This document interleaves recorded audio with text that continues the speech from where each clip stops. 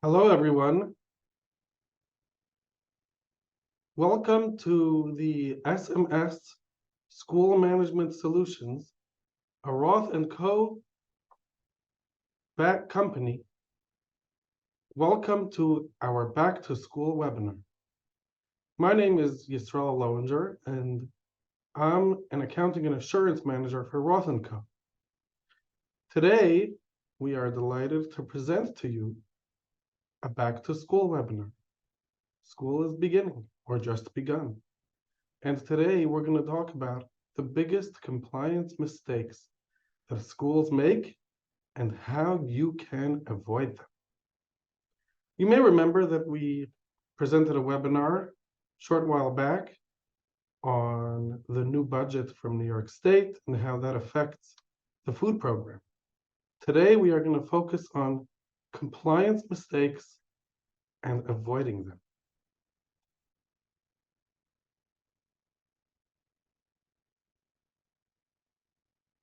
To begin, the United States Department of Agriculture, or USDA, they are interested in making sure that everybody, even those from low-income families, have access to the proper food and nutrition to enable them to have the healthy meals they need to make the best out of their school day. The USDA distributes the funds to pay for this food to the schools that enroll and administer these food programs. Many requirements, many regulations that go into maintaining and receiving these funds, and being in compliance is an ongoing process. If a school were not to follow the regulations, there is a chance that the schools can first lose funding, and even worse, they can get knocked off the program, these various food programs, entirely. There's many aspects to maintaining the compliance of the food programs.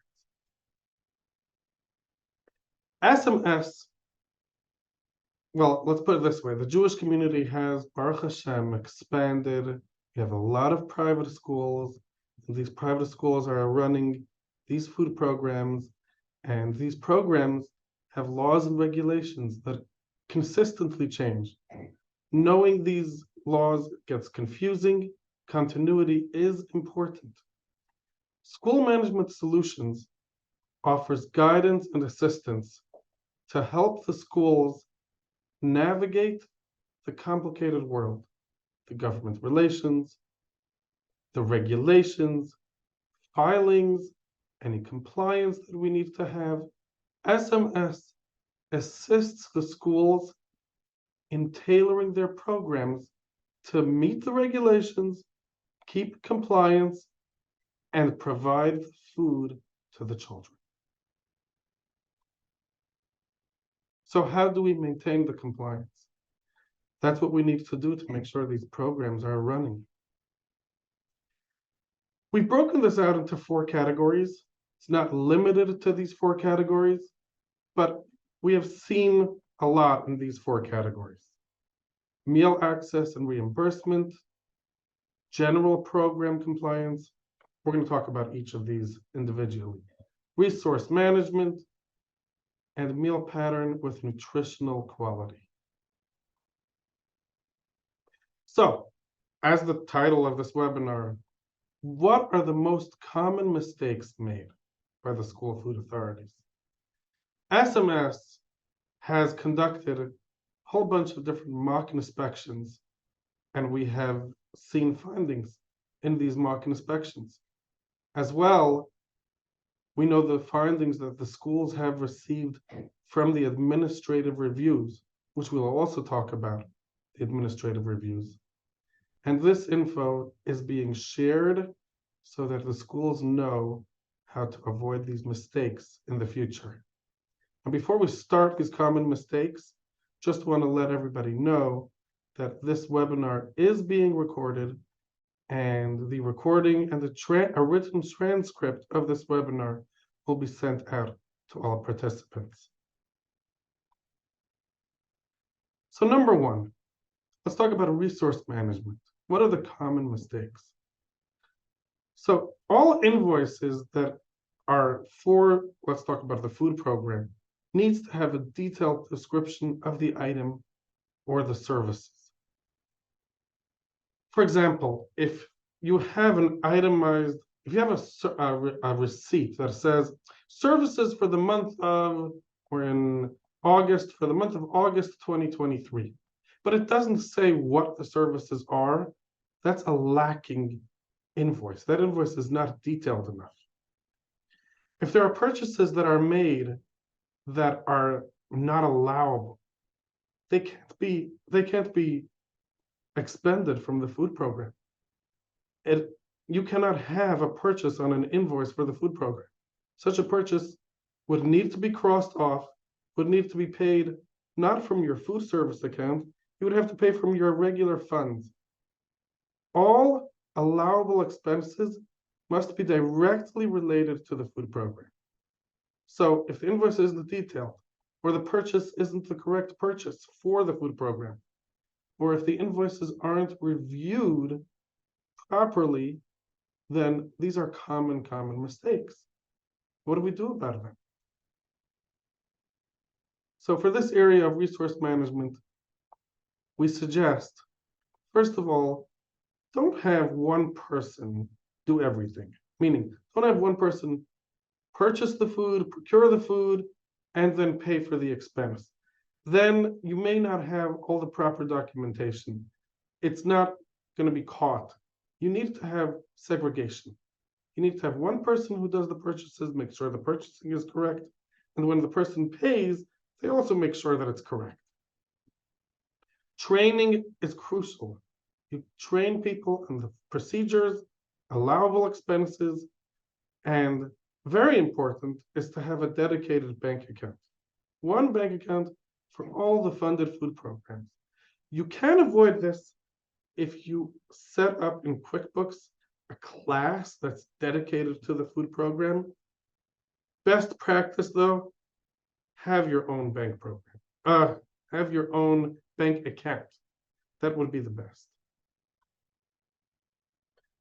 Let's go to area number 2, procurement. Procurement is an area that the government does focus heavily on. Let me explain procurement as follows.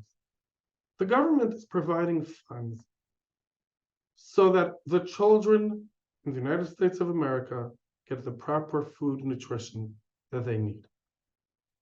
It's the government's money to be used to feed the children in America. The children in America are using the government's money. The government's money means that when we administer those funds, we are the trustees of the government funds. As a trustee, the government looks to us to make sure that we are spending their money wisely. You cannot overspend the government's money. You're a trustee on their funds. You cannot favor certain vendors. You cannot use funds unnecessarily. In procurement, there's rules and regulations. It actually depends on thresholds. For example, if purchases of a certain category are less than $50,000, there's very little that actually needs to be done from a procurement standpoint. But at over 50,000, and certainly if you're over 250,000, the more that you're spending, the more that needs to be documented and ensured that you're procuring the food correctly. If let's say you get a bid, you put out a quote and you get a bid response that's no, you should document you got this bid and it's a no. That will help towards your procurement. So the best thing, or you really must have a procurement policy in place. You know, you could look at it this way. If you don't have a policy and one person does procurement, and if that person is sick or terminated, then all the procurement rules for the school are stored in that person's brain. and that person is not here right now. When you have a policy, it's clear. Procurement policies are a must. They need to be updated every time they change.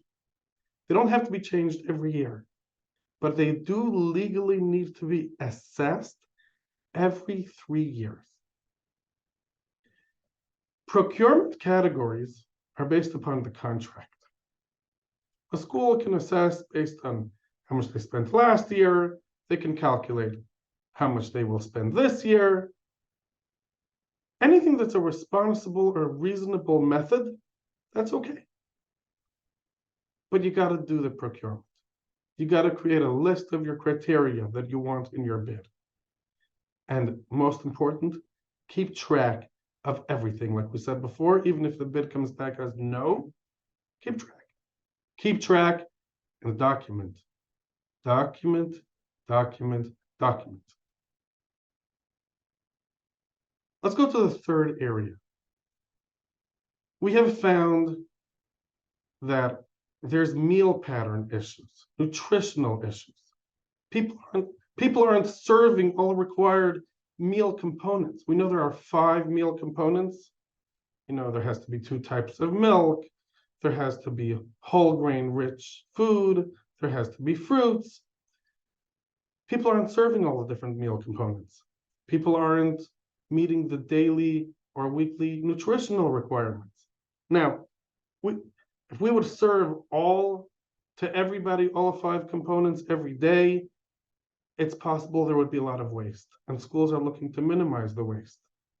So there is an option called offer versus serve. When you have offer versus serve, you can offer, you don't have to serve everybody individually. You offer all the components. You do have to make sure, though, that even though you're just offering, each student must select at least a half a cup of fruit or vegetables, as well as 2 other components.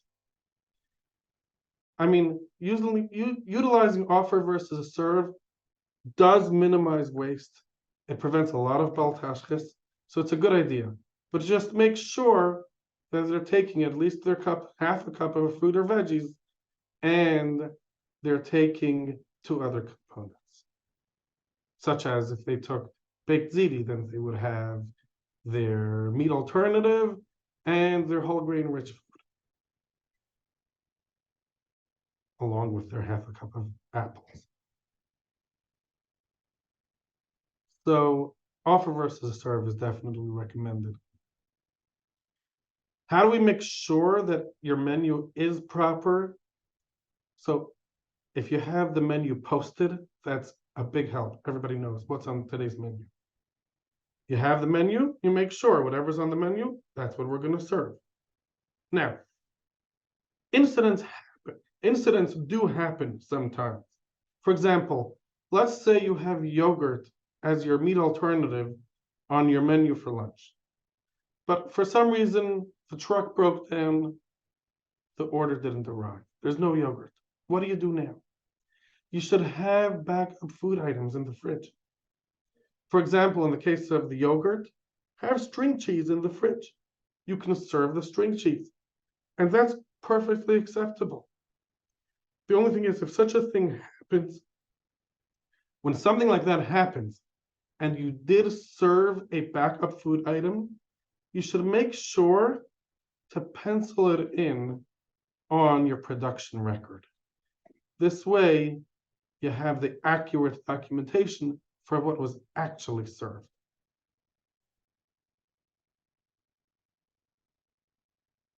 Talking about documentation, this is the 4th area that we've seen quite common mistakes.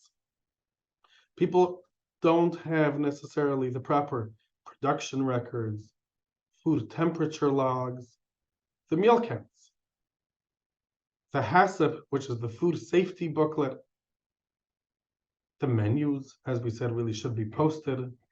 And then there's the signage, which is, just you got to take care of maybe once a year and make sure you have all your proper signs, the justice for all, the offer versus serve. maximum capacity, choking instructions, the hand washing sign. You should make sure that you have, these are common errors that really were a simple fix if they just made sure that, the signage fell down and was put back up. So how do you do that? If the staff knows where documentation is, that's always, your number one. Let the staff know where's your documentation. It's also a very good idea to have one staff member who is assigned to review the documentation. We wrote as often as needed because when you go back to your previous slide, meal counts as often as needed as every day. Signage is not an everyday item. That's going to be once in a while and make sure that the signage is correct. So it doesn't have to be reviewed every day, but the meal counts do. Then there are miscellaneous violations that we found, maybe not as common, but if let's say the school operates as a simcha hall at night and they have soda there. Soda is not part of the food program. The soda should be segregated from the non-program food. Furthermore, if you have different types of food programs, for example, you have the NSLP, National School Lunch Program, and you have the CACFP, the Child and Adult Food Program, which is a different food program completely. You need to keep those two programs, food items, separately. It needs to be segregated. You can't have food too close to the floor. It has to be at least 6 inches off the floor. Food packages that must be properly sealed. To offer water at all the meals, and you need to deal with the leftovers properly. That really goes together with the way you store them. For example, if you have cereal, that's an item that can be stored from day to day, or even potato knishes, as long as they're properly sealed and put away properly, that's okay. But if you served chicken or you served cheese, and it could spoil, you got to make sure, that you can't necessarily serve from day to day. Certainly, open bottles of milk could never be reused. That it's been out for a couple of hours, who knows what the milk is like anymore. You have to use the proper protocol for leftovers. Yes, those leftovers that could be reused, of course you should. Just like by offer versus serve, we're not looking to waste, but we are looking for the proper health. You need to follow all the cooling, reheating, exactly like the way the Department of Health says. So we put together some helpful tips. We spoke about some of these items before, like the required posters. Let them be hanging in a visible location. The HACCP manual, the food safety manual, that should be up to date and the staff should know where to find it. It is important to note that files must be kept for 3 years. You should have a place for the wellness committee meeting minutes, the policy manual. You need to make sure that the proper meal components, we spoke about, there was 5 different components, and the proper portion sizes are offered.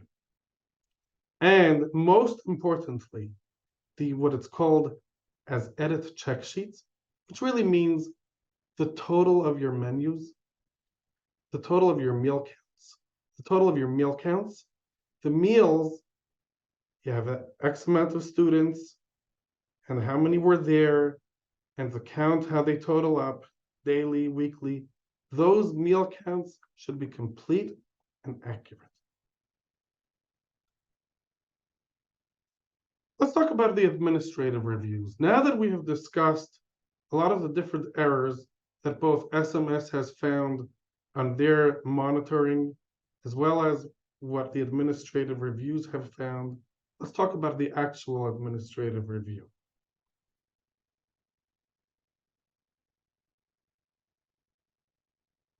The administrative review is really a collaborative process between the state agency and the School Food Administration, the SFA. It includes both on and off-site assessments.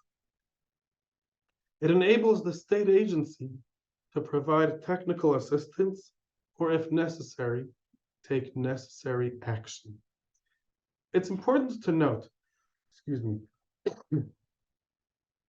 it's important to note, these administrative reviews they're not out to get you. They're there to help you, assist you in making sure that the food program is being run properly.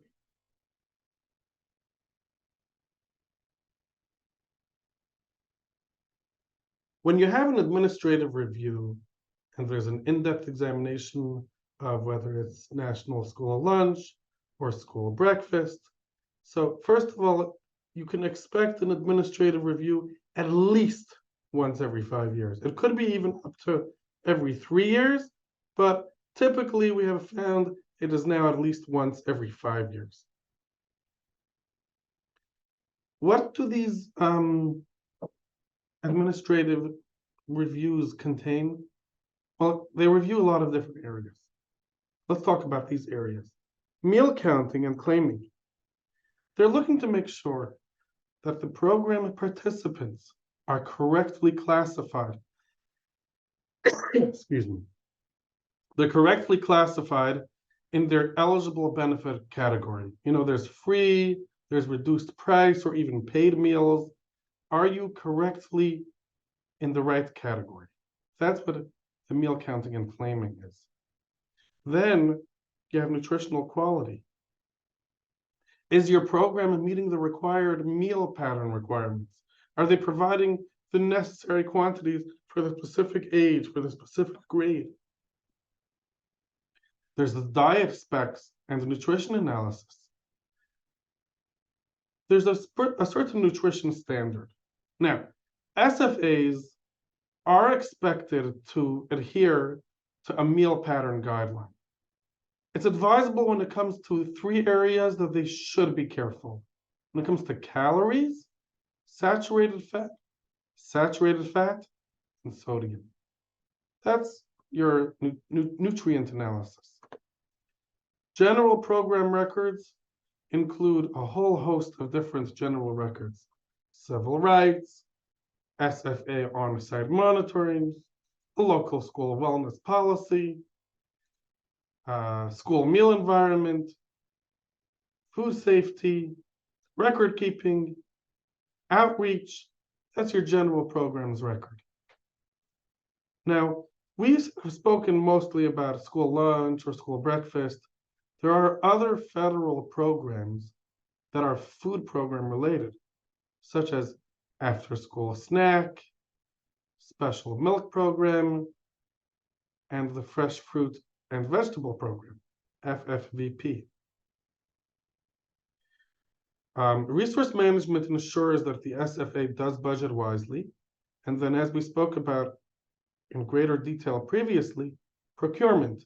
You are the government's trustee to make sure that you are spending their money wisely on the food program. So, everybody knows they're going to one day have this administrative review. You should be prepared. Don't tell yourself, you know what? We'll do it properly when the inspector comes. When the inspector shows up, we'll do it properly. If you think like that, you may very well end up with findings. I know we spoke about a lot, and in a way it may seem overwhelming. But the truth is, any school food authority that is vigilant about maintaining compliance, they won't be unduly challenged. They will not be unduly challenged by the review. If you start early and you ask questions, if you submit all the requested information by the requested dates, there's certain timelines that you need to follow. If you submit the information timely, if you're responsive, if you stay up to date on your trainings, and like we said before, don't wait until you're under review. Do this all along. If you do this all along, you'll be good. You'll pass, no findings, and you'll have a wonderful food program. Once again, I would like to say that this webinar is being recorded, and a written recap will be sent out to all participants.